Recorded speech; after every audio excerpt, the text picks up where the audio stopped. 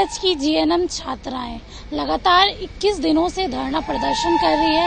एक ही मांग है कि राजा पाकड़ नहीं जाना है और पटना के अंदर ही इनको छात्रावास चाहिए। आज 21 दिन हो गए हैं, किसी की हालत ऐसी है कि वो हॉस्पिटल में एडमिट है। यहाँ पे कुछ लोग ऐसे हैं जिनको पानी चढ़ा है और आज इन लोगों के साथ फर्स्ट ईयर के जो स्टूडेंट्स हैं वो भी हैं। हम इनसे भी बात करते हैं जो वहाँ से हो के आए हैं। कैसा नजारा है राजा पाकड़ का? बहुत ही ज्यादा खराब है। सबसे बड़ी बात तो हम लोग के साथ धोखा किया गया। एडमिशन तो हम लोग को पीएमसीएच में लिया गया, लेकिन जब बाद में पता चला कि हम लोग को राजा पाकड़ में भेजा जा रहा है, वहाँ पे देखने भी गए तो हॉस्टल के अलावा वहाँ पे कुछ भी नहीं है। बस कुछ नॉर्मल जिंदगी गुजारने के लिए भी दुकान नहीं। 10 किलोमीटर तक कोई भी दुकान नहीं है। बस चारों तरफ जंगल ही जंगल है और रास्ता भी बहुत ज्यादा कच्चा है। मतलब बरसात के दिन में हम लोग कैसे आ सकते जा सकते वो भी पता नहीं। अगर हम लोग इधर से जा सकते ऑटो से, फिर उधर से आ भी नहीं सकते। यातायात की भी सुविधा नहीं है। क्यों नहीं आ सकते वहाँ से? यातायात की भी सुविधा नहीं है वहाँ पे। नहीं, कहीं ना कहीं आप लोग के साथ धोखेधारी है। एडमिशन करवा लिया गया और अभी राजा पाकड़ भेजा जा रहा है। बहुत ज्यादा हम लोग के साथ धोखाधड़ी हुआ है। काउंसलिंग के टाइम में नहीं बताया गया कि आपका हॉस्टल टूट रहा है और आपको सीधा वैशाली राजा पाकड़ भेजा जाएगा, और नामांकन ले लिया गया। और उसके बाद अब एक वक्त बताया जा रहा है कि आपको राजा पाकड़ में सरकार शिफ्ट किया है, वहीं आपको जाना है। इतना इंटायर एरिया में पहले से ही वहाँ क्रिमिनल जोन चल रहा है। हम कैसे हम लोग वहाँ सुरक्षित रहेंगे? आप तो शादीशुदा भी हैं, ससुराल वाले कुछ बोलते हैं, धरना पे बैठी हैं घर की इज्जत होके। क्या करें, सरकार खुद ही नारा लगाती है बेटी बचाओ बेटी पढ़ाओ, और देख रहे हैं कि बेटी को रोड पर बैठा के रखी। अब सरकार यही चाहती है तो बेटी बहू सब रोड पर बैठी है। मेरे हस्बैंड सपोर्ट कर रहे हैं। मेरा 2 बच्चा है, फिर भी मेरे हस्बैंड दोनों बच्चा को रख रहे हैं। मेरे घर में मेरी सास भी नहीं है, बना के खिला भी रहे हैं, रख भी रहे हैं, और हमको यहाँ भेज दिए हैं आंदोलन में अपनी हक के मांग के लिए, क्योंकि हमारे साथ बहुत धोखा हुआ है। इतना ज्यादा धोखा क्यों कि हमारे प्रिंसिपल पहले ही बता देना चाहिए था, क्योंकि टेंडर तो वहाँ का पहले ही पास हो गया होगा, तो पहले ही बता देती। उस टाइम बता देती तो हम लोग पीएमसीएच का कॉलेज का नाम नहीं डालते। कितने दिनों से आप लोग बैठी हो? आज मंगल पांडे जी से भी मिलने गई थी, क्या बोला? उनका कहना है वो अभी भी पल्ला झाड़ रहे हैं। वो अभी भी चाहते नहीं है हम लोगों को देना हॉस्टल। पता नहीं क्यों नहीं चाहते हैं, क्यों ये समझ नहीं रहे हैं कि वो गलत कर रहे हैं हम लोगों के साथ।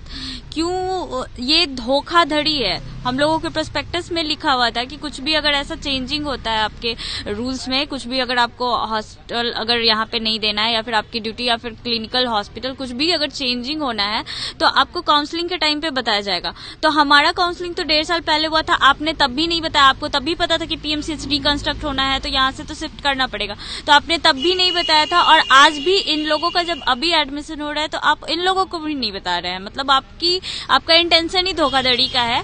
और उसके बाद अभी आप ऐसे जगह पे भेज रहे हैं जहाँ वहाँ पे आपको एक सदर अस्पताल में हमारी ट्रेनिंग करवाई जा रही है, और ड्यूटी लिस्ट में क्या निकला है, वहाँ पे हम लोगों को काउंटर्स पे बैठा दिया जा रहा है। मेडिसिन स्टोर है तो कोविड-19 का टेस्ट काउंटर है, ऐसे काउंटर्स पे बैठा दिया जा रहा है। तो क्या नर्सिंग स्टूडेंट्स का काम यही होता है? नर्सिंग स्टूडेंट्स को सीखना यही होता है कि काउंटर पे कैसे डायरी मैनेज करना है, डायरी कैसे मेंटेन करना है?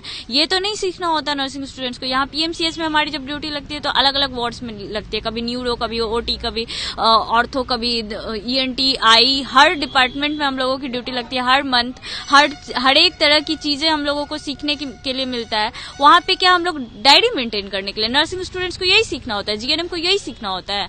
ये क्यों नहीं समझते हैं? वो क्यों नहीं समझते हैं? क्यों हम लोग जीएनएम करने के लिए क्यों आए थे? पीएमसीएच बिहार का द बेस्ट हॉस्पिटल है, बेस्ट सबसे टॉप मोस्ट नंबर पे टॉप है। तो हम लोग क्या एक सदर अस्पताल मतलब एएनएम वाली ट्रेनिंग हम लोग करने के लिए तो नहीं आए यहाँ पे। हम लोग जो ट्रेनिंग करना है वो ट्रेनिंग दीजिए ना। अगर आपके पास इस चीज का ये नहीं है, आपके पास पावर नहीं है कि आप इतना करवा सके, तो आपको एडमिशन लेने का भी कोई हक नहीं था। क्यों लिए थे आप एडमिशन? लेना ही नहीं चाहिए था। ये गलत हो रहा है हमारे साथ, और इस चीज के लिए हम लोग यहाँ पे हम लोगों की फैमिली अभी मेरे पापा से बात हुई है। पापा से पूछे तबियत ठीक है? हम बोले हाँ ठीक है, पानी वानी चढ़ा ले रहे हैं, तबियत खराब हो रहा है। लेकिन पापा बोले ठीक है कोई बात नहीं, बस अपना ध्यान रखो।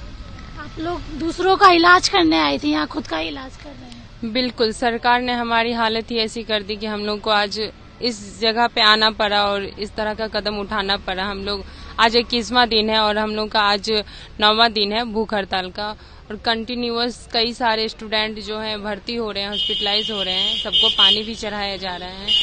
तो हम लोग मजबूरी में ऐसा करना पड़ रहा है। हम लोग का कोई शौक तो नहीं है हम लोग को। आप देख सकते हैं 21 दिन बीत गए हैं और 9 दिन से ज्यादा भूख हड़ताल पे बैठे हैं। एक ही मांग है, पटना के अंदर ही छात्रावास चाहिए। अब तो इनके साथ फर्स्ट ईयर के स्टूडेंट्स भी रह गए और सीधा कहना है कि इनके साथ धोखेधारी हो रही है, क्योंकि ना इनको बताया जा रहा था और ना बिना बताए अभी भी एडमिशन लिया जा रहा है, ये कह के कि आपको पीएमसीएच के अंदर ही छात्रावास दिलाया जाएगा। स्नेहा गुप्ता की रिपोर्ट, कशिश न्यूज पटना।